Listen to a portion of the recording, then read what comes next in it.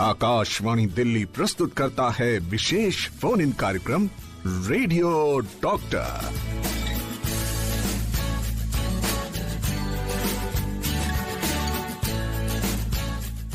श्रोताओं, दुनिया भर में लाखों लोगों को प्रभावित करता है कैंसर।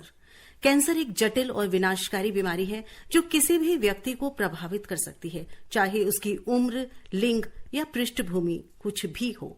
ये एक ऐसी बीमारी है जो न केवल उस व्यक्ति को प्रभावित करती है बल्कि उसके प्रियजनों और देखभाल करने वालों को भी प्रभावित करती है। कैंसर के साथ आने वाली चुनौतियों को तो हम सब जानते हैं, पर उसमें आशा की किरण भी है। ऐसे अनगिनत लोगों की कहानियां हैं जिन्होंने इस बीमारी से जूझकर इस पर विजय प्राप्त की है और हम सभी को इससे लड़ने के लिए प्रेरित करती हैं इनकी कहानियां। आज का हमारा रेडियो डॉक्टर इसी पर आधारित है। कैंसर उपचार के विकल्प, कैंसर ट्रीटमेंट ऑप्शंस। स्वागत है आप सभी का कार्यक्रम रेडियो डॉक्टर में। स्वीकार करें शालिनी मित्तल का नमस्कार। आज के इस खास विषय पर हमारे आज के रेडियो डॉक्टर हमारे साथ स्टूडियो में मौजूद हैं डॉक्टर दोदुल मंडल। आप director and clinical administration, radiation oncologist, max super speciality hospital, Saket, Nai Delhi में हैं। तो सबसे पहले स्वागत करते हैं डॉक्टर दोदुल। बहुत बहुत स्वागत है आकाशवाणी के स्टूडियो में आपका। नमस्कार शालिनी जी। ये एक बहुत बड़ी चीज है कि आज हम यहाँ पे मौजूद हैं इस चीजों में डिस्कस करने के लिए। और नमस्कार सारे श्रोताओं को, सबको गुड आफ्टरनून एंड नमस्कार। Welcome to the show. तो डॉक्टर साहब, मैंने बताया विषय है कैंसर उपचार के विकल्प, कैंसर के ट्रीटमेंट ऑप्शंस क्या क्या हैं। तो हम आगे कार्यक्रम में और भी बात करेंगे, हमारे श्रोता भी जुड़ेंगे। सबसे पहले कार्यक्रम का आरंभ करूं, मैं यही जानना चाहूंगी कि उपचार के क्या क्या विकल्प होते हैं अगर कैंसर की बात करें। जब हम उपचार की बात करते हैं तो इसमें ऑपरेशन यानी सर्जरी की ऑप्शंस आती है, रेडिएशन ट्रीटमेंट जिसको आमतौर पे हम कहते हैं कि शिकाई, केमोथेरेपी जो कि मेडिसिन होते हैं। आज के दिन में इसी का और भी नए नए रूप आ रहे हैं जिसको हम कहते हैं कि टारगेटेड थेरेपी, इम्यूनोथेरेपी, कुछ कैंसर वैक्सीन्स। जब हम बात करते हैं कि क्या क्या ऑप्शंस या उपचार है तो यही सारे ट्रीटमेंट ऑप्शंस आते हैं। जी श्रोताओं, आपने सुना कि आज का रेडियो डॉक्टर का विषय है कैंसर ट्रीटमेंट ऑप्शंस और डॉक्टर साहब ने हमें बताया शॉर्ट में कि क्या क्या ऑप्शंस अवेलेबल हैं। इसकी हम विस्तार से चर्चा करेंगे। दोपहर 4 बजे तक डॉक्टर साहब हमारे साथ स्टूडियो में रहेंगे। हमें इंतजार है आपके प्रश्नों का। आप जुड़े रहिए कार्यक्रम रेडियो डॉक्टर में। आप सुन रहे हैं विशेष फोन इन कार्यक्रम रेडियो डॉक्टर। आप है कार्यक्रम रेडियो डॉक्टर में अपनी दोस्त शालिनी मित्तल के साथ और आज हम बात कर रहे हैं कैंसर ट्रीटमेंट ऑप्शंस। हमारे साथ हमारे विशेषज्ञ doctor Dodul Mandal, director and clinical administration, radiation oncology, Max super speciality hospital, Saket, Nai Delhi. और डॉक्टर साहब, मैं ये जानना चाह रही हूँ, हमारे एक श्रोता लाइन पर जुड़े हैं, पर एक बताएं मुझे कि कैसे निर्धारित होता है कि जब हम विकल्प की बात करते हैं तो कौन सा उपचार अच्छा है, ये कैसे डिसाइड किया जाता है? एक बहुत ही जरूरी सवाल है। इसके लिए हमें ये समझना है कि कैंसर जो उपचार हम निर्धारित करते हैं उसके लिए सबसे पहले हमें जानना होता है कि किस जगह की कैंसर है, किस ऑर्गन की कैंसर है। दूसरी हमें जानना होता है कि कैंसर की टाइप क्या है, जैसे कि कार्सिनोमा हो गया, sarcoma हो गया। अब कार्सिनोमा के अंदर भी हर एक ऑर्गन की अलग अलग टाइप होती है। तीसरी होती है उसकी स्टेज। चौथी होती है कि जिस जगह में पेशेंट बिलोंग कर रहे हैं वहां पे ट्रीटमेंट ऑप्शंस, अवेलेबिलिटी क्या है, फैसिलिटीज क्या है, क्योंकि ये सारी चीज मिला के ही एक ट्रीटमेंट डिसाइड किया जाता है। कभी कभी ऐसे भी हमारे पास सिचुएशन होती है कि पेशेंट आए हैं, दूसरे कहीं पे ट्रीटमेंट किया है जहां पे कि कोई ऑप्शंस नहीं था, तो उन्होंने जो ट्रीटमेंट वहां से लेकर आए हैं शायद वो कोई अच्छा जगह में आते तो वो ट्रीटमेंट नहीं होता। तो जब हम बात करते हैं कि उपचार की, तो ये सारे फैक्टर्स ही हम दिमाग में रखते हैं कि कैंसर का ऑर्गन कौन सी है, ऑर्गन ऑफ ओरिजिन, उसकी टाइप कैसे है, उसकी स्टेज क्या है, और एक बहुत जरूरी फैक्टर है कि पेशेंट का परफॉर्मेंस स्टेटस यानी पेशेंट का ओवरऑल जनरल कंडीशन कैसा है, या जो इलाज हम सोच रहे हैं पेशेंट वो इलाज बर्दाश्त करने के लायक फिजिकल कंडीशन पे है या नहीं है। जी, तो बहुत जरूरी हो जाता है कि उसको पहले स्क्रीन किया जाए। पर हमारे साथ एक श्रोता जुड़ गए हैं फोन लाइन पर, आइए इनसे बात कर लेते हैं। हेलो। हेलो जी, आप बताएं कौन बोल रहे हैं? मैम और डॉक्टर साहब को नमस्ते। नमस्ते। नमस्कार जी। मैम अमित त्यागी बोल रहा हूँ, नेत्रिन दिमाग, हापुड़, यूपी से। जी, अपना प्रश्न करें। मेरा प्रश्न सर ये है डॉक्टर साहब कि ये जो कुछ इंसान जो बीड़ी, सिगरेट, दारू का प्रयोग करते हैं उनसे कैंसर होता है या बिना उसके भी कैंसर हो जाता है? आपने बहुत ही अच्छा सवाल पूछा है। ये देखा गया है कि बीड़ी, सिगरेट, अल्कोहल, इससे हमारा देश में करीब 60% कैंसर हमारे इसी से होती है। और लोअर इनकम ग्रुप कंट्रीज या मिडिल इनकम ग्रुप कंट्रीज, ये सारे जो मतलब जो जैसे कहते हैं गरीब कंट्रीज जो होते हैं, उसमें भी जो WHO का जो स्टैटिस्टिक्स है उसके हिसाब से मैक्सिमम कैंसर हमारे ये सब हैबिट्स के वजह से होती है। दूसरा सवाल आपका जो है कि अगर कोई स्मोकिंग, बीड़ी, सिगरेट, अल्कोहल अगर इसका हैबिट नहीं है तो क्या कैंसर हो सकता है? जरूर हो सकता है। स्मोकिंग यानी बीड़ी स्मोकिंग, सिगरेट स्मोकिंग, हुक्का स्मोकिंग और दारू यानी मदिरा पीना, ये 4 फैक्टर हैं। लेकिन इसके अलावा और भी बहुत सारे फैक्टर्स हैं जिससे कैंसर हो सकता है। तो इसका कोई अगर बीड़ी सिगरेट नहीं पी रहा है या फिर दारू नहीं पी रहा है, उसका मतलब ये नहीं कि उनका कैंसर नहीं हो सकता है, उनका भी हो सकता है। जी, धन्यवाद हमें फोन करने के लिए। और जैसा आपने बताया बहुत सारे फैक्टर्स हो सकते हैं, इसमें जेनेटिक्स भी रोल प्ले करता है, पोल्यूशन है, स्ट्रेस है, लाइफस्टाइल है, खान पान है। मुझे लगता है कि x number of factors are responsible for cancer, और ये रिसर्च काफी चल रही है कि एक्चुअली इसका ओरिजिन क्या है। पर मुझे ये बताएं, जैसे आप बता रहे थे इस कॉल से पहले कि कैसे निर्धारित होता है कि कौन सा उपचार किस पेशेंट पे किया जाए, तो उसके लिए स्क्रीनिंग बहुत इंपॉर्टेंट हो जाता है। जैसे आपने बोला किस ऑर्गन का है, ओरिजिन कहाँ है, तो क्या क्या स्क्रीनिंग मेथड्स होते हैं? तो स्क्रीनिंग एक अलग चीज होती है। स्क्रीनिंग का जो मतलब होता है कि कैंसर हमें समझने से पहले ही उसको डिटेक्ट करना, यानी हमारा कोई सिम्टम्स नहीं है या फिर इंसान का कोई प्रॉब्लम्स नहीं है, लेकिन हम उसी टाइम पे जानना चाहते हैं कि बॉडी में कहीं पे कोई ट्यूमर या कैंसर है या नहीं है, तो इसको हम कहते हैं स्क्रीनिंग। अभी जो हर एक कैंसर के लिए स्क्रीनिंग अभी भी एक्सेप्टेबल नहीं है या फिर फैसिलिटीज नहीं है। तो कुछ कैंसरों में ये स्क्रीनिंग का कॉन्सेप्ट आज के दिन में चलता है। उसमें सबसे कॉमन जो हम डिस्कस करते हैं उसमें एक है ब्रेस्ट कैंसर, एक होता है सर्विक्स कैंसर या बच्चा देने के रास्ते का कैंसर, तीसरा होता है कोलोन कैंसर यानी आंत की कैंसर, चौथा होता है प्रोस्टेट कैंसर, और एक कैंसर जो कि लंग कैंसर, जो कि बहुत कॉमन कैंसर है।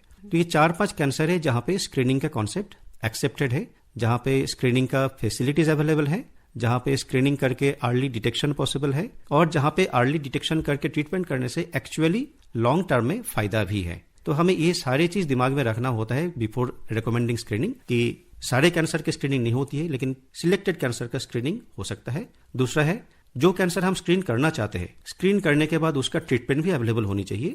तीसरी है स्क्रीनिंग का जो पर्पस है कि अर्ली डिटेक्शन, तो उसको जल्दी डिटेक्ट करके अगर हम ट्रीटमेंट करते हैं तो फाइनली उस अर्ली ट्रीटमेंट का फायदा भी होनी चाहिए, तो तभी जाकर हम स्क्रीन करते हैं। और जैसे मैंने 4-5 कैंसर का नाम बताया, तो आज के दिन में ये 4-5 कैंसर स्क्रीनिंग के लिए एक्सेप्टेड है। जी, ऐसा ही एक प्रश्न लिखकर भेजा है सुजीत जी ने गुड़गांव से, और ये लिख रहे हैं कि नॉर्मल हेल्दी पर्सन के लिए कैंसर चेकअप क्या होने चाहिए, और अगर ऐसा कोई कॉमन चेकअप है तो क्या हो सकता है मिनिमम खर्चे में? तो ये ऐसे एक सवाल है जिसका कोई सिंगल वर्ड आंसर पॉसिबल नहीं है, और स्क्रीनिंग का कॉन्सेप्ट भी बहुत कॉम्प्लेक्स है।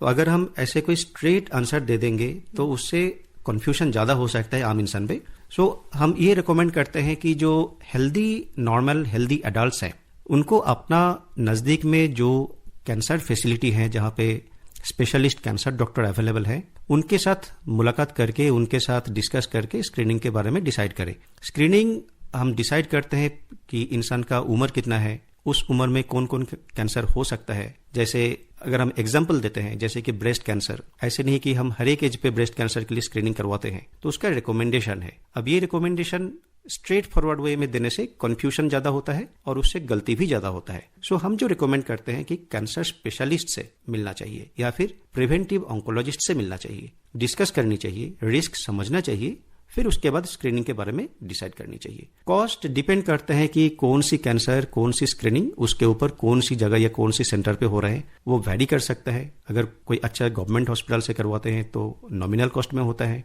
कोई अच्छा प्राइवेट हॉस्पिटल से करवाते हैं तो थोड़ा बहुत खर्चा आता है, लेकिन स्क्रीनिंग का जो कॉस्ट है बहुत ज्यादा कुछ नहीं, अफोर्डेबल है। जो भी कोई भी मिडिल इनकम या अगर हम साल या 2 साल के हिसाब से बात करते हैं तो लोअर इनकम ग्रुप का इंसान भी उसका अफोर्ड कर सकता है। जी, हमारे श्रोता वेट कर रहे हैं फोन लाइन पर। हेलो जी, नमस्कार। जी नमस्कार।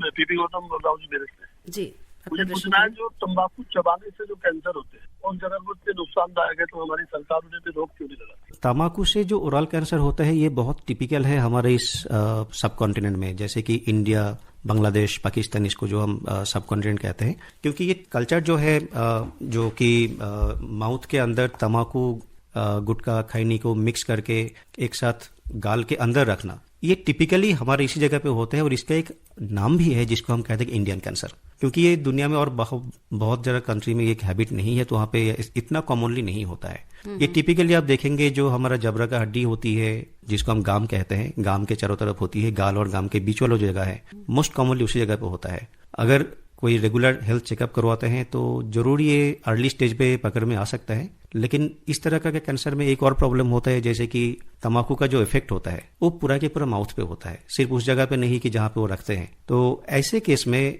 कभी कभी हम ये भी देखते हैं कि एक कैंसर से पूरा रिकवर होने के बाद माउथ के अंदर दूसरा जगह पे उनका कैंसर आ गया। तो इसको हम कहते हैं कि फील्ड कैंसराइजेशन, और ये टोबैको यूजर में बहुत कॉमन है। हमारे एक और श्रोता फोन लाइन पर है। हेलो। हेलो जी।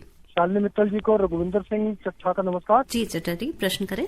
डॉक्टर साहब को सादर प्रणाम। नमस्कार। नमस्कार, प्रणाम। डॉक्टर साहब, मेरी कजन है जिसको ब्रेस्ट कैंसर का ट्रीटमेंट चल रहा है जी। उनकी कीमोथेरेपी भी हो चुकी है और सर्जरी भी हो चुकी है जी। और अब उनको 17 इंजेक्शन लगने हैं जी। जिसमें से 12 लग चुके हैं जी। 5 अभी और हैं जी। और एक इंजेक्शन की कीमत जो है वो 55,000 रुपए है जी। तो आप ये बताएं कि कोई ऐसी सोसाइटी या ऐसी संस्था या हेल्पफुल एजेंसी है जो उनकी हेल्प करे फाइनेंस में, और ये ट्रीटमेंट कितना चलेगा, कृपया ये भी बताने का कष्ट करें। धन्यवाद, नमस्कार। जी नमस्कार।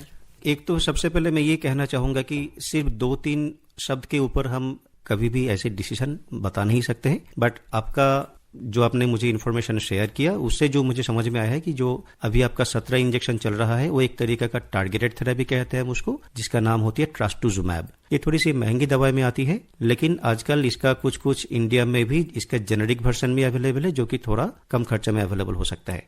सो आप प्लीज अपना जो ट्रीटिंग फिजिशियन है या जो हॉस्पिटल है आप एक बार वहां से पता करिए कि इसका कोई चीपर वर्जन या चीपर ऑप्शन अवेलेबल है कि नहीं। डेफिनेटली कुछ एनजीओज होते हैं, हमारा देश में भी कुछ एनजीओज हैं, आप थोड़ा सा नेट में सर्च करेंगे कैंसर एनजीओ इन इंडिया करके, आपको कुछ एनजीओज का नाम मिल जाएंगे जो पेशेंट्स को हेल्प करते हैं। जरूर है अवेलेबल, ऑप्शंस अवेलेबल हैं। और एक चीज भी आप कर सकते हैं, अगर आपके पास इतना खर्चा करने का पैसा नहीं है, आप अपना नजदीक में जो भी अच्छा गवर्नमेंट हॉस्पिटल है, कोई मेडिकल कॉलेज है, आप प्लीज वहां पे संपर्क करिए। यूजुअली आज के दिन में सारे गवर्नमेंट मेडिकल कॉलेज में कैंसर का फैसिलिटी अवेलेबल होती है, एंड बहुत जगह पे ये जो थेरेपी की जो टारगेटेड थेरेपी ट्रास्टुजुमैब की बात जो हम कर रहे हैं, ये कुछ जगह में आज के दिन में सरकारी अस्पताल में अवेलेबल भी होती है। डॉक्टर साहब, आपने जिक्र किया टारगेटेड थेरेपीज या पर्सनलाइज्ड मेडिसिन, ये क्या चीज होती है, ये बताएं हमारे और सुनने वालों को। ये एक बहुत ही अच्छी सवाल है। एक टाइम था जब हम हर एक पेशेंट को एक ही इलाज या एक ही ट्रीटमेंट रिकमेंड करते थे। जैसे ब्रेस्ट कैंसर है, केमोथेरेपी देना है तो सबको एक ही केमोथेरेपी देना है। लेकिन ग्रेजुअली हम उस कॉन्सेप्ट से बहुत एडवांस्ड हो चुके हैं। आज हमारे पास जब कोई कैंसर या ट्यूमर का जब कोई रिपोर्ट आता है हमारे पास, उसमें बहुत डिटेल इन्फॉर्मेशन होता है। उसके अंदर ऐसे कुछ रिपोर्ट होता है जिसके हम कहते हैं कि रिसेप्टर, कुछ mutation. So as per this mutation जो ट्यूमर के अंदर है, उसके अंदर कौन सी म्यूटेशन अवेलेबल है, कौन सी रिसेप्टर उसके अंदर अवेलेबल है, इस तरह का और भी सोफिस्टिकेटेड इन्फॉर्मेशन के बेसिस पे हम कस्टमाइज करते हैं। और ये one patient to another vary कर सकता है। सेम ब्रेस्ट कैंसर पेशेंट, लेकिन जरूरी नहीं कि सबको सेम मेडिसिन दिया जाएगा, या फिर सेम कोलन कैंसर पेशेंट जरूरी नहीं कि उनको सेम केमोथेरेपी दिया जाएगा। लंग कैंसर पेशेंट जरूरी नहीं कि सबको एक ही केमोथेरेपी दिया जाएगा। तो ये जो इंडिविजुअलाइज हम अप्रोच पे चल रहे हैं, या फिर एक इंडिविजुअल पेशेंट का रिपोर्ट्स देख के उसके अंदर से सारे डिटेल इंफॉर्मेशन देख के जो इंडिविजुअल ट्रीटमेंट हम डिसाइड करते हैं, इसको हम कहते हैं पर्सनलाइज्ड मेडिसिन। मतलब है कि हर एक person will get different treatment from another person depending on कि उनका ट्यूमर का नेचर कैसा है, टाइप कैसा है, म्यूटेशन क्या है, रिसेप्टर क्या अवेलेबल है, और उस रिसेप्टर या म्यूटेशन के अगेंस्ट में कोई ट्रीटमेंट ऑप्शंस अवेलेबल है या नहीं है। तो इस कॉन्सेप्ट को हम कहते हैं पर्सनलाइज्ड मेडिसिन। ठीक है जी जी। डॉक्टर साहब, ये हमारे एक श्रोता ने मैसेज किया है, अनूप कुमार रांची से, लिख रहे हैं कि डॉक्टर प्लीज टेल कि एक तो पेन मैनेजमेंट के बारे में जानना चाहे, और उससे पहले ये पूछ रहे हैं कि क्या स्ट्रेस भी कैंसर का कारण बन सकता है, और साथ ही ये पूछना चाहते हैं कि how to manage the pain. बहुत ही अच्छा सवाल है। स्ट्रेस ऐसा हम ऐसे डायरेक्टली लिंक नहीं कर सकते हैं, और कैंसर का जो फैक्टर्स हैं ये भी बहुत ही अंडर रिसर्च है। इट्स वेरी डिफिकल्ट टू से कि एग्जैक्टली किस कारण से कैंसर हो रहा है, बट हाँ कुछ जैसे स्ट्रेस नॉन कम्युनिकेबल डिजीज का एक बहुत कॉमन फैक्टर है, हाइपरटेंशन, डायबिटीज, और बहुत सारी कैंसर में ये देखा गया है कि ये जो प्रॉब्लम्स होता है, हाइपरटेंशन, ओबेसिटी, डायबिटीज, स्ट्रेस, ये को एग्जिस्टिंग होती है। सो स्ट्रेस जितना कम हो सकता है उतना ही अच्छा है, इसको रिड्यूस करना जरूरी है। दूसरा सवाल जो है आपका कि पेन मैनेजमेंट भी कैंसर में बहुत ही जरूरी चीज है। ये दिखाया गया है कि कैंसर पेशेंट का जो पेन होती है वो बहुत सीवियर होती है, पर्टिकुलरली जब हम एंड स्टेज कैंसर की बात करते हैं, इनक्योरेबल कैंसर की बात करते हैं। कोई कैंसर अगर किसी नर्व को पकड़ लेता है या कोई हड्डी में घुस जाता है या फिर हड्डी को पकड़ लेता है तो ऐसे कुछ कंडीशन में पेन बहुत इंटेंस और सीवियर हो सकता है। बट हमारा जो पेन मैनेजमेंट का पॉलिसी होती है, इसमें भी आज के दिन में एविडेंस बेस्ड WHO का गाइडलाइन है जिसको हम कहते हैं कि पेन लैडर। सो उसमें हम पेन इंटेंसिटी को पहले डिफाइन करते हैं। हमारे पास कुछ विजुअल एनालॉग स्केल कहते हैं इसको, VAS। इसमें 0 to 10 का एक स्केल होती है।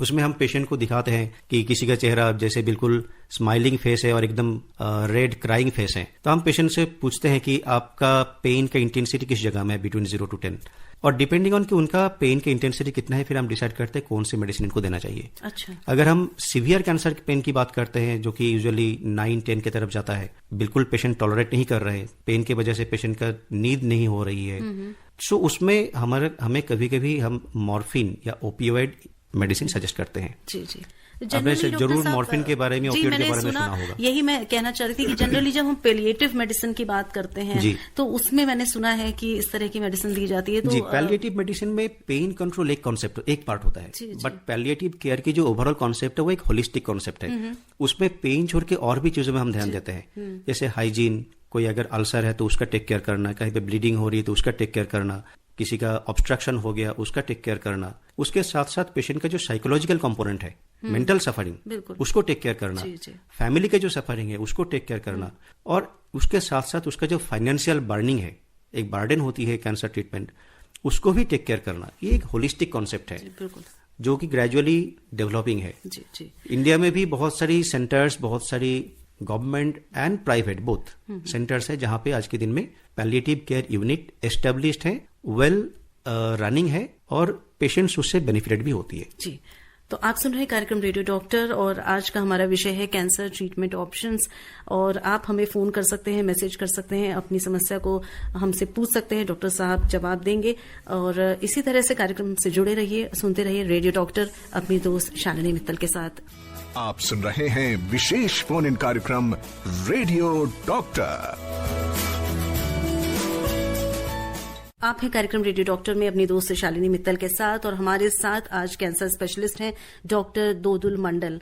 और आज हम बात कर रहे हैं कैंसर के जो उपचार के विकल्प अवेलेबल हैं उनके बारे में। हमारे एक श्रोता फोन लाइन पर वेट कर रहे हैं, आइए पहले इनसे बात कर लेते हैं। हेलो, शालिनी मैम को शालीनता से नमस्कार। जी नमस्कार, कौन बोल रहे हैं? सर को भी नमस्कार। नमस्कार। नमस्कार सर, मैं राजेंद्र बात कर रहा हूँ करमपुरा दिल्ली से। जी राजेंद्र जी, प्रश्न कर लें। हाँ सर, मेरे छोटे 3 प्रश्न हैं। पहला सवाल तो ये है कि बोन टीबी और बोन कैंसर क्या सिम्टम्स होते हैं, और दूसरा सवाल ये है कि मैंने सुना है जो लोग मदिरा पान करते हैं उन लोगों को कैंसर होने की ज्यादा संभावना होती है। और तीसरी और आखिरी गुजारिश मेरी ये है कि सर मुझे नेक में प्रॉब्लम है, तो जाहिर सी बात है कि मेरा सिर भारी रहता है और आंखों का अंधेरा आ जाता है और मुझे अपनी दिक्कत होती है। पर अलावा इससे अगर मैं 8-9 घंटे तो मेरी वॉइस भी बंद हो जाती है, हो सकती है। कौन से प्रॉब्लम है, थायराइड प्रॉब्लम है, जरा मेहरबानी करके बताएं। डॉक्टर साहब, पहला प्रश्न टीबी, बोन टीबी और बोन कैंसर पे है इनका, तो कुछ इसके सिम्टम्स बता सकें आप? बोन टीबी एक इन्फेक्शन है, और बोन कैंसर जिसको हम कहते हैं वो एक बोन का जो ट्यूमर होता है, जो गांठ होती है, हम उसको कहते हैं। दोनों का सिम्टम्स एक जैसे भी हो सकता है, जैसे कि पेन होना, फ्रैक्चर हो जाना, स्वेलिंग आना, जिसको हम कहते हैं कि फूल जाता है। ये भी निर्भर करता है कि किस जगह का ट्यूमर है। अगर किसी का जैसे पैरों में या हाथ में हो रहा है तो उसमें हमें मांस बाहर से दिखता है, और अगर किसी का स्पाइन में यानी जो रीढ़ का हड्डी होती है वहां पे होती है तो कभी कभी उसमें लेग्स में पैरालिसिस भी आ सकता है। और टीबी में एक प्रॉब्लम और भी हो सकती है जिसको हम कहते हैं कि बुखार आ सकता है, लो ग्रेड फीवर, रात को फीवर हो सकता है। जिस जगह पे टीबी हो या फिर इन्फेक्शन हुई है, मोस्टली जैसे कि हड्डी में हुई है तो उस जगह में रात को पेन ज़्यादा हो सकता है। अगर हिप में होती है जो कि कॉमन जगह है बोन टीबी का, तो उसमें चलना फिरना पैर उठाना इसका ये प्रॉब्लम हो सकता है। रात को पेन ज़्यादा होती है। ये सारे कॉमन सिम्टम्स है, लेकिन दोनों का सिम्टम्स ओवरलैपिंग हो सकता है। और ये तो डॉक्टर साहब ने बताया स्पष्ट तौर पर कि अगर खान पान में आप कुछ गड़बड़ करते हैं, जैसे मदिरा पान का इन्होंने किया है, तो आपने बताया कि चांसेस बढ़ते हैं। जो इन्होंने अपने बारे में बताया है डॉक्टर साहब, सिर भारी हो रहा है, उनको गले में कुछ प्रॉब्लम लग रही है, तो इसके लिए आपको एक नर्व के डॉक्टर यानी न्यूरोलॉजिस्ट और एक ENT ईयर नोज थ्रोट की डॉक्टर आपको दिखाना चाहिए। एक बार आपका थ्रोट के अंदर एक बार एग्जामिन करके देखना चाहिए कि उसके अंदर कुछ प्रॉब्लम है या नहीं है। और ये हमारे पास मैसेजेस भी डॉक्टर साहब बहुत सारे आ गए हैं। रिचा लिख रही है बिहार से कि इन्हें फिशर है 2020 से, और इनके पास मनी नहीं है, फंड नहीं है कि ये करवा सकें ट्रीटमेंट। ये कहना चाह रही हैं कि कोई गवर्नमेंट एड हो सकती है और मुझे डर है कि मुझे एनल कैंसर ना हो जाए। तो फिशर अलग चीज है, इससे बहुत ही कॉमन प्रॉब्लम है और कोई भी अच्छा गवर्नमेंट अस्पताल में इसका इलाज का सुविधा हो सकता है। जी, पवन कुमार लिख रहे हैं उत्तर प्रदेश मुरादाबाद से कि कोई अगर नॉनवेज खाना खाता है तो क्या लाल मांस खाने से कैंसर होने का खतरा बढ़ता है, और ये भ्रांति है तो ये बताएं। ये भ्रांति है, अभी भी ऐसा कोई भी रिसर्च इसको एकदम 100% के हिसाब से कह नहीं पाए कि वेज खाने से कभी भी कैंसर नहीं होता है या फिर नॉन वेज खाने से कैंसर हो जाता है। बट ये दिखा गया है कि नॉन वेज जो प्रिजर्व्ड फूड होती है, जैसे कि कुछ बहुत लंबी देर से उसको ठीक रखने के लिए उसके अंदर कुछ केमिकल्स लगाया जाता है, तो ये जो केमिकल्स लगाया जाते हैं प्रिजर्व करने के लिए, उससे कैंसर होने का रिस्क होता है। अच्छा। यशपाल हमें लिख रहे हैं द्वारका दिल्ली से, नमस्कार टू रिस्पेक्टेड दोस्त शालिनी मैम एंड डॉक्टर साहब, very important topic today. My question is, chemotherapy is very common in cancer patients but it has many strong side effects that makes it not very useful. आप please बताएं कि ये सच है। नहीं, definitely useful है। जहां पे जरूरत है वहां पे अगर हम नहीं देंगे तो बीमारी कंट्रोल नहीं होगा, और जहां पे बीमारी क्योर हो सकता था वहां पे एक ट्रीटमेंट अवॉइड करने से फिर इनक्योरेबल हो सकता है या फिर पेशेंट का डेथ भी हो सकता है। तो हम बेसिकली बैलेंस करते हैं कि ट्रीटमेंट से बेनिफिट और ट्रीटमेंट का साइड इफेक्ट से रिस्क क्या है। सो ये जो कॉस्ट बेनिफिट और जो रिस्क बेनिफिट रेशियो होती है, हम उसी के बेसिस पे पेशेंट को ट्रीटमेंट डिसाइड करते हैं, पेशेंट को ट्रीटमेंट रिकमेंड करते हैं। और हर एक जगह पे usually benefit of treatment side effect से ज्यादा होती है। बहुत रेयर कुछ सिचुएशन होगा जहां पे ट्रीटमेंट का साइड इफेक्ट या रिस्क उसका बेनिफिट को आउट परफॉर्म करेगा या आउटवे करेगा। सो ये एक डिसीजन, क्लिनिकल डिसीजन होती है, जहां पे जरूरत है वहां पे तो ट्रीटमेंट करनी चाहिए। तो साइड इफेक्ट्स की इन्होंने बात की डॉक्टर साहब, तो मैं पूछना चाहूंगी कि आपने बोला कि कुछ साइड इफेक्ट्स हो सकते हैं, तो कीमोथेरेपी के क्या साइड इफेक्ट्स हैं? जनरल क्या दिखता है ऐसा जो पेशेंट को उसके बाद? इन जनरल जो कॉमन साइड इफेक्ट्स होता है कि उल्टी होती है या फिर महसूस होती है। आज के दिन में इसके भी बहुत अच्छे दवाइयां हैं, सबको उल्टी आजकल होती भी नहीं है। 15 साल पहले हम जितना देखते थे पेशेंट को उल्टी होती है, आज के दिन में हम रेयरली देखते हैं। दूसरी है कि फैटीग हो सकता है, हेयर लॉस हो सकता है, ब्लड काउंट ड्रॉप कर सकता है, इन्फेक्शन का रिस्क बढ़ सकता है, और कुछ केमोथेरेपी से फर्टिलिटी लॉस भी होती है जो कि यंग पेशेंट में बहुत इंपॉर्टेंट एस्पेक्ट होती है। So mostly common side effects ही होती है। बहुत रेयरली कुछ केमोथेरेपी से ये भी देखा गया कि हार्ट की डैमेज भी होती है, कुछ ट्रीटमेंट से लंग्स की डैमेज होती है, कुछ ट्रीटमेंट से किडनी की डैमेज होती है या फिर लिवर डैमेज होती है। बट अगेन मेरा बात यही रहेगा कि बेनिफिट कितना है और उससे प्रॉब्लम कितना है, इस दोनों के बीच में जज करके ट्रीटमेंट डिसाइड करनी चाहिए। तो कैंसर में जब कीमोथेरेपी दी जाती है डॉक्टर साहब, तो यही सुना जाता है कि उसमें कैंसर सेल्स को मारा जाता है, पर साथ साथ में हेल्दी सेल्स भी मरते हैं, और ये साइड इफेक्ट्स शायद इसीलिए आते होंगे कि हेल्दी सेल्स। अगर हम इसका कॉन्सेप्ट समझे कि केमोथेरेपी हम कैसे देते हैं, basically maximum chemotherapy medicine saline के साथ मिक्स करके बॉडी में जाता है। उसका मतलब भी जैसे कि बॉडी के अंदर आता है, ये ब्लड के सर्कुलेशन के थ्रू पूरा बॉडी में रीच करता है। मतलब यस, उसमें जो नॉर्मल नॉन कैंसरस सेल्स है उसका डैमेज का भी रिस्क होता है, तभी जाके ब्लड काउंट फॉल होती है, क्योंकि वो बोन मैरो को अफेक्ट करता है। लिवर का टॉक्सिसिटी हो सकता है, किडनी का टॉक्सिसिटी हो सकता है, जो कि मे बी उसमें कैंसर नहीं है। तो यही वजह है। हमारे श्रोता वेट कर रहे हैं फोन लाइन पर। हेलो जी। हाँ, जितेंद्र जयपुर से। जी जितेंद्र जी, प्रश्न करें। हमारा प्रश्न ये कि जैसे हमको 20 साल पहले जियांट सेल ग्रेड 2 घुटने में, जो आपने भी बोन ट्यूमर और बोन टीबी के बारे में बताया जी, तो 20 साल पहले घुटने में हुआ था, तो उसका बायोप्सी हुआ था, जियांट सेल ग्रेड 2 आया था, काफी ऑपरेशन हो गया। हाँ, और घुटना निकाल के स्ट्रेट कर दिया भगवान के दया से, और डॉक्टर के प्रयास से काफी मेरा सफल हो गया। आपका सवाल बताइए प्लीज। तो ये है क्या जियांट सेल ग्रेड 2? ये कोई कैंसर नहीं, एक तरीके का बिनाइन ट्यूमर है, नॉन कैंसरस ट्यूमर है।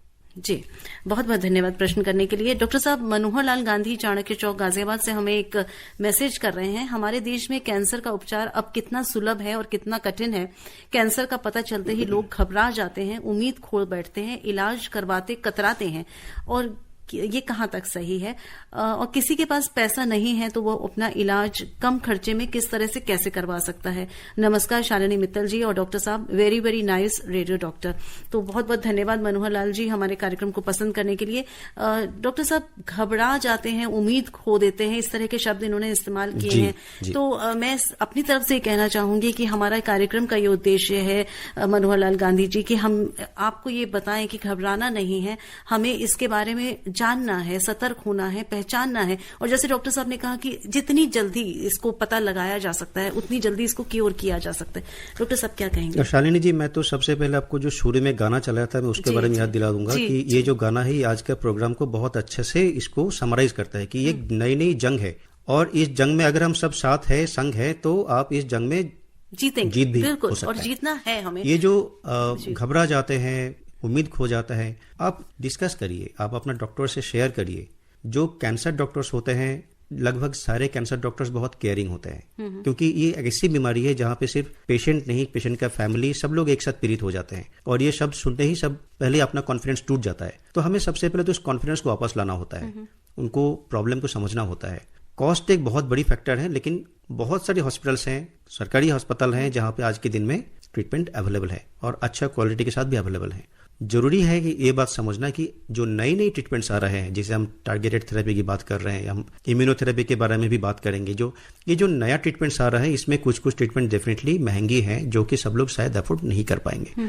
लेकिन उसका मतलब ये नहीं कि वो इम्यूनोथेरेपी या टारगेटेड थेरेपी छोड़ के और कोई इलाज अवेलेबल नहीं है। बेशक आप उसमें जो अवेलेबल है, केमोथेरेपी है या फिर जो लो कॉस्ट टारगेटेड थेरेपी आता है, आप उसके लिए डिस्कस करिए कि डॉक्टर साहब अगर मेरे पास इतना पैसा नहीं है तो क्या मेरे लिए दूसरा ऑप्शन क्या है, तीसरा ऑप्शन क्या है। और ये भी नहीं कि कोई मैजिक है ये, और आप उस दवाई को, बहुत महंगी वाली दवाई आप नहीं ले रहे तो आपको मैजिक नहीं होना है। तो ये समझना भी जरूरी है कि बेनिफिट होती है, लेकिन महंगे वाली इलाज से एकदम मैजिक हो जाएगा और जो सस्ता वाला इलाज है उससे वो मैजिक नहीं होगा। ये भी हमारा दिमाग और दिल से दूर करना जरूरी है। जी। बेनिफिट्स कम हो सकता है लेकिन जीरो नहीं है। टाइम पे ट्रीटमेंट और प्रॉपर ट्रीटमेंट वो सबसे जरूरी है। जी डॉक्टर साहब, आपने जिक्र किया इम्यूनोथेरेपी के बारे में, तो मैं ये भी जानना चाहूंगी, हमारे सुनने वालों को भी ये जानना है कि ये किस तरह की थेरेपी होती है। ये एक मेडिसिन है, मतलब नॉट एक मेडिसिन, बहुत सारे मेडिसिन आज के दिन में आ रहे हैं जो कन्वेंशनल केमोथेरेपी की तरह काम नहीं करता है। जैसे हमारा अपना हर एक इंसान का बॉडी का भी एक इम्यून सिस्टम होता है जो फाइट करता रहता है, इन्फेक्शन से फाइट करता है, कोई फॉरेन बॉडी शरीर के अंदर घुस जाता है तो उससे फाइट करता है, और ये इम्यून सिस्टम हमारा अपना कैंसर का सेल्स से भी फाइट करता है। जब हमारा इम्यून सिस्टम फेल होता है, उसको किल नहीं कर पाता है, मर नहीं पाता है, तभी जगह कैंसर सेल धीरे धीरे बॉडी में एस्टेब्लिश हो जाता है और फिर ग्रो करने लगता है, फिर ट्यूमर बन जाता है। इम्यूनोथेरेपी जो ट्रीटमेंट ऑप्शंस है, ये ट्रीटमेंट ऑप्शन हमारा अपना बॉडी के इम्यून सिस्टम को यूटिलाइज करता है। मेडिसिन शरीर के अंदर घुसने के बाद अपना इम्यून सिस्टम को एक्टिवेट करता है, स्ट्रांग करता है, और उसको स्पेसिफिकली कैंसर सेल्स के अगेंस्ट स्ट्रांग करता है और कैंसर सेल्स को ये किल करने में मदद करता है। अच्छा, आसान भाषा में यही है। जी तो एक श्रोता वेट कर रहे हैं फोन लाइन पर, आइए इनसे बात कर लेते हैं। हेलो, मैं जितेंद्र दोसार से, ग्राम तहसील खैर जिला हरिगढ़ यूपी वेस्ट से। जी मैम नमस्कार, और डॉक्टर साहब आपको भी नमस्कार। नमस्कार। सर, आपने बोला कीमोथेरेपी, इमोथेरेपी और रेडियोथेरेपी के बारे में, क्या है रेडियोथेरेपी के बारे में जानना चाहता हूँ। जी हम बताएंगे उसके बारे में। सवाल मेरा ये है, जैसे हम और देशों में वैक्सीन उपलब्ध है कैंसर की, हमारे देश में वैक्सीन उपलब्ध है या नहीं है मार्केट में? चलिए। और तीसरा सवाल मेरा ये है, तीसरा सवाल मेरा, जैसे कैंसर होता है, भयभीत हो जाते हैं, कैंसर का नाम सुनते ही खैन, हमारे यहाँ इलाज संभव है या नहीं है? इन पे प्रकाश डालें सर। नमस्कार। डॉक्टर साहब बता रहे हैं। सबसे पहले डॉक्टर साहब रेडियोथेरेपी के बारे में बताइए। रेडियोथेरेपी यानी रेडिएशन, यानी जिसको आम इंसान शिकायत कहते हैं, बेसिकली ये रेज होते हैं रेज का भी अलग अलग वेराइटीज हैं। जैसे कॉमनली आज के दिन में जो सबसे कॉमन जो रेडिएशन के मशीन्स है जो कि सारे दुनिया भर यूज होते हैं, उसको हम कहते हैं लीनियर एक्सेलरेटर, जो कि हमारा देश में भी बहुत सारी जगह में अवेलेबल है। सारे मेट्रो सिटीज में, इवन सेकेंड टियर सिटीज में भी, बहुत सारी सरकारी अस्पताल में भी लीनियर एक्सेलरेटर अवेलेबल है। इससे जो रेज निकालते हैं वो होता है बहुत हाई एनर्जी एक्सरे। यही एक्सरे जो कि हम छाती के एक्सरे करने के लिए यूज करते हैं या फिर सिटी स्कैन करने के लिए हम यूज करते हैं।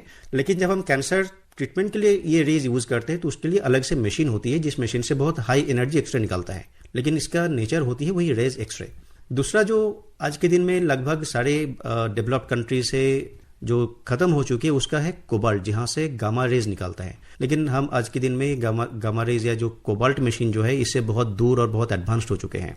तीसरा जो आता है कुछ पार्टिकल बीम थेरेपी, जो कि बहुत महंगी है, दुनिया में गिने चुने कुछ जगह में जिसके अवेलेबिलिटी है और ट्रीटमेंट के खर्चे के हिसाब से जो कि 10-15 गुना या 20 गुना ज्यादा महंगी है। तो ये है 2-3 रेज के बारे में जो अवेलेबल ऑप्शन हमारा देश में ऐसे, मतलब अगर आप कैंसर ट्रीटमेंट की उपचार के बारे में पूछेंगे, हमारे देश में सारे चीज ही आज के दिन में अवेलेबल है। हम ये कहते हैं कि कॉन्फिडेंस के साथ कि हम बहुत सारी चीजों में बाहर का कंट्री से भी ज्यादा एडवांस है और बहुत अच्छे हैं। जी डॉक्टर साहब, वैक्सीन की भी बात की थी और मेरे दिमाग में भी ये प्रश्न था कि किन किन कैंसर्स के लिए वैक्सीन है? जी, ये बहुत ही अच्छा सवाल है। हम इसको दो पार्ट में डिवाइड करेंगे। कैंसर वैक्सीन एक है प्रिवेंशन पर्पस के लिए, मतलब जो वैक्सीन देने से कैंसर होने का चांसेस कम हो जाता है। दूसरा है वैक्सीन जो कैंसर का इलाज के लिए यूज होती है। तो हम पहले चलते हैं कि कैंसर वैक्सीन प्रिवेंशन पर्पस में।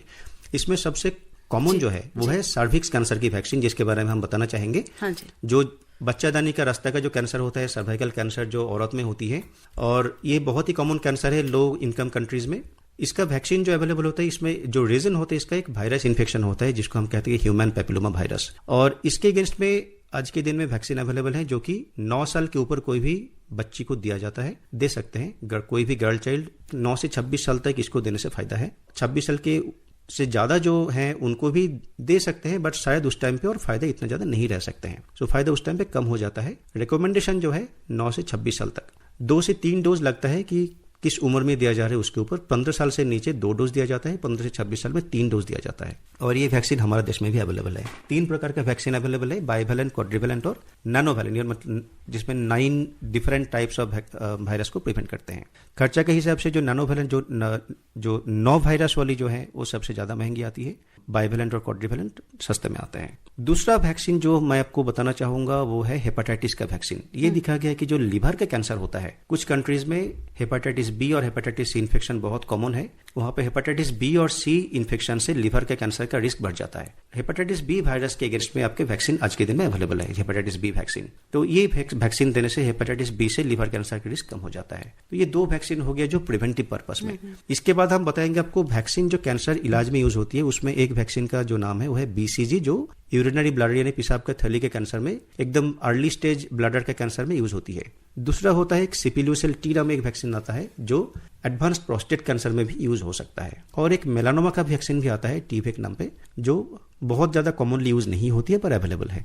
तो हम एक छोटा सा ब्रेक लेंगे और उसके बाद लौटेंगे और इसके बारे में और जानकारी लेंगे डॉक्टर साहब से। विषय चल रहा है कैंसर उपचार के विकल्प, कैंसर ट्रीटमेंट ऑप्शंस, और डॉक्टर दुदुल मंडल कैंसर स्पेशलिस्ट हमारे साथ स्टूडियो में हैं। अगर आपके मन में कोई भी प्रश्न आ रहा है तो हमें जल्दी से लिखकर भेजें या कॉल करें।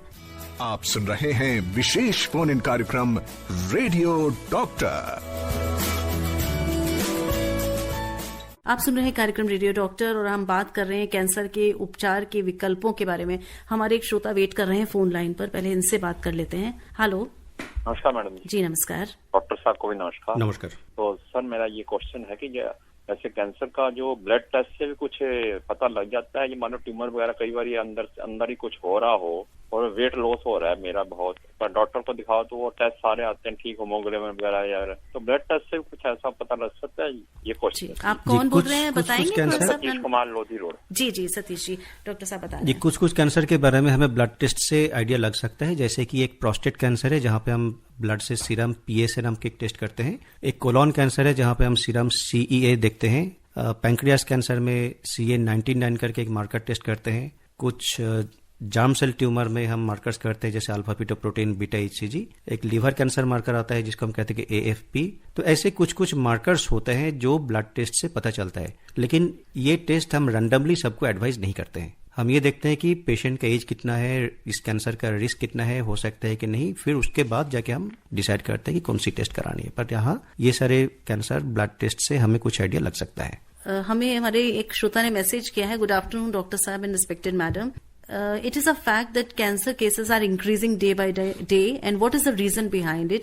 इतनी एडवांसमेंट हो चुकी है मेडिकल फैसिलिटीज की, फिर भी फिगर्स इंक्रीज हो रही हैं, ये पूछ रहे हैं। So, ये एक बहुत कॉमन और इम्पोर्टेंट क्वेश्चन है। कैंसर को आज के दिन में हम कहते हैं कि मॉडर्न डे एपिडेमिक। इसका मतलब है कि पूरा दुनिया में इसका इंसिडेंस बढ़ रहा है, ये सिर्फ कोई एक कंट्री में नहीं। इसका रीजन ये है कि ओवरऑल इंसिडेंस बढ़ रहा है। दूसरा है कि आज से 20-30 साल पहले कैंसर डिटेक्शन का जो फैसिलिटी था वो भी आज के दिन में बहुत एडवांस्ड हो चुका है। सो डिटेक्शन रेट भी इंप्रूव हुई है और ओवरऑल कैंसर का इंसिडेंस भी बढ़ रहा है। दोनों ही फैक्टर है कि हमें इतना ज्यादा क्यों दिख रहा है। अब कैंसर का जो फैक्टर्स है कि क्यों कैंसर हो रहा है, इसको स्ट्रेट फॉरवर्ड कहना मुश्किल है, बट उसको हम नॉर्मली 3 ब्रॉड कैटेगरी में डिवाइड करते हैं। फर्स्ट कैटेगरी जिसको हम कहते हैं कि मैकेनिकल फैक्टर, जैसे कि रेडिएशन एक्सपोजर, किसी को अननेसेसरी अल्ट्रावायलेट रेडिएशन एक्सपोजर हो रही है या फिर कोई आयोनाइजिंग रेडिएशन एक्सपोजर हो रही है, तो उससे हो सकता है। दूसरा है कि रेगुलर क्रॉनिक ट्रॉमा, जैसे डेंटल ट्रॉमा हो रही है, बार बार दांत के अंदर जीभ घुस जाता है या फिर चीक घुस जाता है, कट जाता है, तो ऐसे क्रॉनिक डेंटल ट्रॉमा से माउथ का कैंसर हो सकता है। ऐसे और भी कोई भी जगह पे अगर बार बार ट्रॉमा होती है तो उससे मैकेनिकल फैक्टर से कैंसर हो सकता है।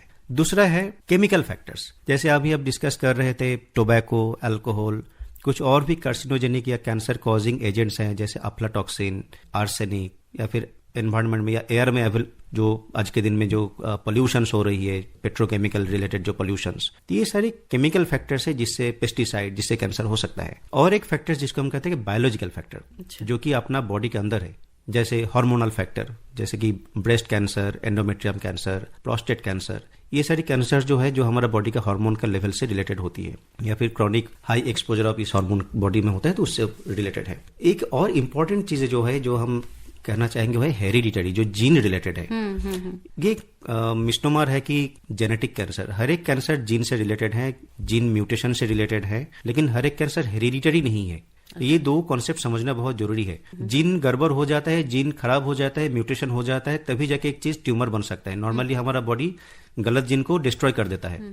जब ये मैकेनिज्म खराब हो जाता है बॉडी और नहीं कर पाता है, तब जाके वो म्यूटेटेड जीन टेक ओवर कर लेता है और धीरे धीरे ट्यूमर बन जाता है। हर एक ट्यूमर के पीछे कोई ना कोई इस तरह का जीन म्यूटेशन मिलेंगे। लेकिन जो हेरिडिटरी कैंसर है वो उसका मतलब ये है कि जो कैंसर फैमिली में रन करता है, पेरेंट्स से बच्चों, बच्चे से या फिर सिबलिंग और भी जो भाई बहन है उनमें, तो इसको हम कहते हैं हेरिडिटरी कैंसर। तो हर एक हेरिडिटरी कैंसर तो डेफिनेटली जेनेटिकली ट्रांसमिटेड है, बट सारे जेनेटिक कैंसर जो या फिर जो कैंसर का जो जेनेटिक फैक्टर्स है वो हेरिडिटरी नहीं है। कुछ कैंसर है जो हेरिडिटरी ज्यादा मतलब उससे रिलेटेड है, जैसे कि breast cancer, ovary cancer, colon cancer, uterus cancer, prostate cancer. ये दिखाया गया कि करीब 15 से 20% कैंसर ये शरीर जो ऑर्गन का होता है वो हेरिडिटरी होती है, यानी फैमिली में रन कर सकता है। तो जो कैंसर फैमिली में रन कर रहे हैं, जिनमें चांसेस बढ़ जाते हैं कि अगर आपके क्लोज फैमिली मेंबर को है अगर वो, तो उनको ज्यादा सतर्क रहने की जरूरत है। जी, उसमें हम फैमिली काउंसलिंग, टेस्टिंग भी कराने के लिए रिकमेंड करते हैं, बट ये भी रैंडम रिकमेंडेशन नहीं करनी चाहिए, क्योंकि फैमिली अगर हम टेस्ट करते हैं तो उसके बहुत सारे इम्प्लीकेशंस होता है। किसी बच्चों को हमने स्क्रीन कर लिया और उसमें कुछ स्पेसिफिक कुछ म्यूटेशन, जीन म्यूटेशन पॉजिटिव आ गया, फिर उस बच्चे का साइकोलॉजी कैसे टैकल करना है, उस फैमिली का साइकोलॉजी कैसे टैकल करना है, उसको फ्यूचर को हम कैसे सुरक्षित रख सकते हैं ताकि उसका कोई ज्यादा भारी ना पड़ जाए, ऐसे बहुत सारी रिकमेंडेशंस है। तो इसको एकदम स्ट्रेट फॉरवर्ड ब्लंटली नहीं करनी चाहिए, under guidance, under some expert discuss करके डिसाइड करनी चाहिए। हमारे श्रोता काफी देर से वेट कर रहे हैं फोन लाइन पर। जी हेलो। हेलो, नमस्कार मैम। जी नमस्कार मैम, मेरा डॉक्टर साहब को नमस्कार। नमस्कार सर, मेरा एक प्रॉब्लम है सर, जैसे मेरे पेनिस में हल्का सा गांठ हुआ है सर। अच्छा। तो पहले पेन हो रहा था, अब पेन नहीं हो रहा, मगर पहले थोड़ा ज्यादा लगता था, अब थोड़ा छोटा लग रहा है, क्योंकि एक दवाई हम चला रहे हैं। हम एक डॉक्टर के पास गए थे, दवाई दिया है, वो चला रहे, तो हल्का सा हमको लग रहा है कि धीमी हुआ सर। तो किस कारण ये हो सकता है सर? जैसे चोट वगैरह कभी नहीं लगा हो सर। आप शायद पेनिस की गांठ के बारे में बताया। हाँ जी सर, हाँ जी सर। जी देखिए, नॉर्मली पेनिस में गांठ तो बिल्कुल नहीं होना चाहिए। अगर आपका हुई है तो आपको हम ये सजेशन देंगे कि इमीडिएटली आप कोई यूरोलॉजिस्ट या एक अच्छा सर्जन से आप मुलाकात करिए, या फिर कोई भी अच्छा हॉस्पिटल, चाहे सरकारी हो चाहे प्राइवेट हो, कैंसर विभाग यानी ऑन्कोलॉजी विभाग में आप मुलाकात करिए। आपको इसके छानबीन की जरूरत है। आलोका जी लिख रहे हैं नोएडा से, डॉक्टर साहब कि मेरे जीजा जी 65 इयर्स के हैं, उन्हें advance stage lung cancer detect हुआ है, उनकी कीमोथेरेपी भी चल रही है, ये क्या चलती ही रहेगी और वो क्या क्योर हो पाएंगे? और एक प्रश्न उन्होंने किया है कि HPV वैक्सीन की कितनी एफिकेसी है? तो पहले हम ये दूसरा सवाल का जवाब देते हैं, क्योंकि हम HPV के बारे में डिस्कस कर चुके हैं। HPV वैक्सीन बहुत ही इफेक्टिव है। दुनिया में ऐसे भी कुछ कुछ कंट्रीज है जहां पे सर्वाइकल कैंसर बिल्कुल खत्म हो चुका है, जस्ट बिकॉज उन्होंने HPV वैक्सीन को एकदम रूटीन इम्यूनाइजेशन की तरह इम्प्लीमेंट कर चुके हैं, और आज से नहीं, बहुत साल पहले से। अब इस वैक्सीनेशन का बेनिफिट हमें अगला 1-2 साल में नहीं दिखेगा, हमें अगला 20-30 साल में जाके दिखेगा, क्योंकि जो अभी बच्ची है यही बाद में 10-20 साल 30 साल के बाद जाके ये एडल्ट बनेंगे, जिस उम्र में इनका कैंसर होने का चांसेस ज्यादा होता है। सो बेसिकली हम इस तरीके से सोच सकते हैं कि आज हम एक ट्री इम्प्लांट कर रहे हैं जिसका फल हमें चाहे हो सकता है कि हमें 20 साल 30 साल के बाद मिलेगा, but it's a very very effective vaccine. और लंग कैंसर के आपके जो रिलेटिव के बारे में आपने सवाल पूछा है, एडवांस्ड कैंसर हमारे हिसाब से 2 स्टेज को हम कहते हैं कि stage 3, stage 4। Stage 3 cancer curable हो सकता है, 100% नहीं, लेकिन प्रॉपर ट्रीटमेंट से अप्रोक्सीमेटली 60% पेशेंट का क्योर हो सकता है। जो स्टेज 4 है, स्टेज 4 में हम नॉर्मली क्योर हो सकते हैं वर्ड हम यूज नहीं कर सकते, हम यूजुअली कहते हैं कि कंट्रोल रहेगा। किसी के लिए ये 2 साल हो सकते हैं, किसी के लिए 1 साल हो सकते हैं, किसी के लिए 5 साल भी हो सकता है। ये निर्भर करेगा कि उनका कैंसर का टाइप कैसा है, उसके अंदर कोई ड्राइवर म्यूटेशन है या नहीं है, और जो म्यूटेशन है उसके अगेंस्ट में कोई ट्रीटमेंट अवेलेबल है या नहीं है, जो मैं एकदम शुरू में डिस्कस कर चुका था पर्सनलाइज्ड मेडिसिन के अंदर। सो बेसिकली ये सारे फैक्टर्स देखना पड़ेगा, तभी जाके इनका जवाब देना पॉसिबल होगा। बट यस, ट्रीटमेंट कंटिन्यू करना चाहिए, और अगर आपका ऑन्कोलॉजिस्ट आपको रिकमेंड कर रहे हैं तो उसको फॉलो करना चाहिए। दिनेश शर्मा लिख रहे हैं शिमला झुंझुनू राजस्थान से, क्या हेपेटाइटिस बी का वैक्सीन प्रतिवर्ष लगाना पड़ता है? आपने उसका जिक्र किया था हेपेटाइटिस। हाँ, उसका इनिशियल उसका 2 डोज होती है, उसके बाद उसका बूस्टर डोज कंटिन्यू करना होता है। उसका टाइटर भी हम देखते हैं, एंटीबॉडी टाइटर एक लिमिट से नीचे आ जाता है तो उसको डेफिनेटली बूस्टर डोज लेना चाहिए। रश्मि बिहार से लिख रही हैं, प्रणाम सर, ये बताइए कि कोलोन कैंसर क्या है, इसके बारे में थोड़ी सी जानकारी दे दीजिए। कोलोन यानी हमारा जो आंत होता है उसका 2 हिस्सा होता है, एक होता है जिसका हम इंटेस्टाइन कहते हैं, एक होता है स्मॉल इंटेस्टाइन और एक होता है लार्ज इंटेस्टाइन। सो कोलोन बेसिकली हमारा जो लार्ज इंटेस्टाइन होता है, इसके अंदर जो ट्यूमर होता है उसके अंदर अगर कैंसर का अगर सेल्स दिखता है तो उसको हम कोलोन कैंसर कहते हैं। तो डॉक्टर साहब, हमने बात की कि किस तरह से अगर कैंसर हो जाता है तो उसको किन किन तरीकों से आप ट्रीटमेंट कर सकते हैं, कैसे उपचार के विकल्प अवेलेबल हैं, क्या नए विकल्प आ रहे हैं, ये भी आपने जिक्र किया। लेकिन आप ये बताएं कि कोई भी बीमारी के बारे में जब हम बात करते हैं तो प्रिवेंशन पर जरूर हम जोर देते हैं, क्योंकि अगर हम प्रिवेंट कर सकें तो उससे बढ़िया कोई चीज नहीं है। जी बिल्कुल। तो ये बताइए कौन कौन सी ऐसी चीजें हैं या टेस्ट हैं या जो भी आप करवाए जा सकते हैं कि इसको प्रिवेंट किया जा सके, थोड़ा पहले पकड़ा जा सके। जी, कुछ देर पहले हमने ये डिस्कस किया कि लाइफस्टाइल एक फैक्टर है कैंसर के पीछे, तो डेफिनेटली हम लाइफस्टाइल मॉडिफाई कर सकते हैं। ये देखा गया है कि सेडेंटरी लाइफस्टाइल, आप देखेंगे मेट्रो सिटीज में ब्रेस्ट कैंसर का चांसेस, ब्रेस्ट कैंसर के इंसिडेंस सबसे ज्यादा है। प्रोस्टेट कैंसर आप देखेंगे डेवलप्ड कंट्रीज में, एडवांस जो मेट्रो सिटीज है वहां पे प्रोस्टेट कैंसर ज्यादा होता है। सो ये कुछ मतलब डेफिनेटली रिलेशन है इसमें लाइफस्टाइल से। सो लाइफस्टाइल मॉडिफाई करना बहुत जरूरी है, एक्टिव रहना जरूरी है, रेगुलर एक्सरसाइज करना, चाहे आप योगा करें, जिम करें, रेगुलर वॉक करें, वो जरूरी है। डाइट पे जरूर ध्यान देना चाहिए, ज्यादा जंक फूड, ज्यादा प्रिजर्वेटिव वाला फूड, ज्यादा मतलब जो हमारा आजकल दिन में बाहर बहुत एडल्टरेशन होती है, एडल्टरेटेड फूड, पेस्टिसाइड वाला फूड, इसको अवॉइड करनी चाहिए। तीसरा है वैक्सीन के बारे में हम जरूर एक्स्ट्रा स्ट्रेस देना चाहेंगे, बताना चाहेंगे कि हेपेटाइटिस बी वैक्सीन और सर्वाइकल कैंसर के लिए HPV वैक्सीन, ये 2 वैक्सीन जरूरी है कैंसर रोकने के लिए। और HPV वैक्सीन बहुत ही जरूरी है हमारा बच्ची को फ्यूचर में सुरक्षित रखने के लिए। हमारा देश में ये देखा गया है कि 60% कैंसर जो होता है वो होता है एडिक्शन, लाइफस्टाइल और HPV वैक्सीन से रिलेटेड हैं, जो कि अवॉइडेबल और प्रिवेंटेबल है। मतलब अगर हम इसको पूरा प्रिवेंट कर सकते हैं तो हमारा 60% कैंसर बर्डन कम हो जाएगा। जी जी।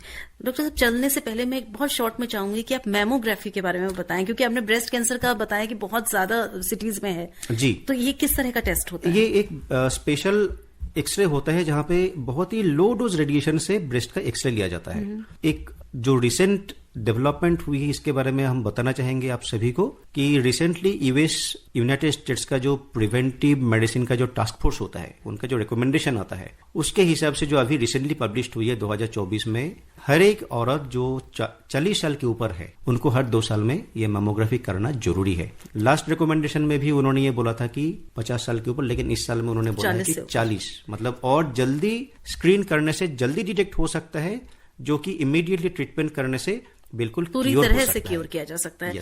तो आज रेडियो डॉक्टर में हमने जाना कि कैंसर के क्या ट्रीटमेंट ऑप्शंस अवेलेबल हैं और कैसे हम इसको पूरी तरह से जीत सकते हैं। हमारे साथ स्टूडियो में एक्सपर्ट के तौर पर रहे doctor Dodul Mandal, director and clinical administration, radiation oncology, Max super speciality hospital, Saket, New Delhi. और हमने ये जो बातचीत करी बहुत सार्थक बातचीत रही और मुझे उम्मीद है कि फीडबैक के जरिए आप हमें बताएंगे ये कार्यक्रम आपको कैसा लगा। healthairdelhi@gmail.com पर आप हमें लिख सकते हैं। और अब चलने का वक्त हो गया है, स्वीकार करें शालिनी मित्तल का नमस्कार और धन्यवाद डॉक्टर साहब कि आप यहाँ आए। नमस्कार।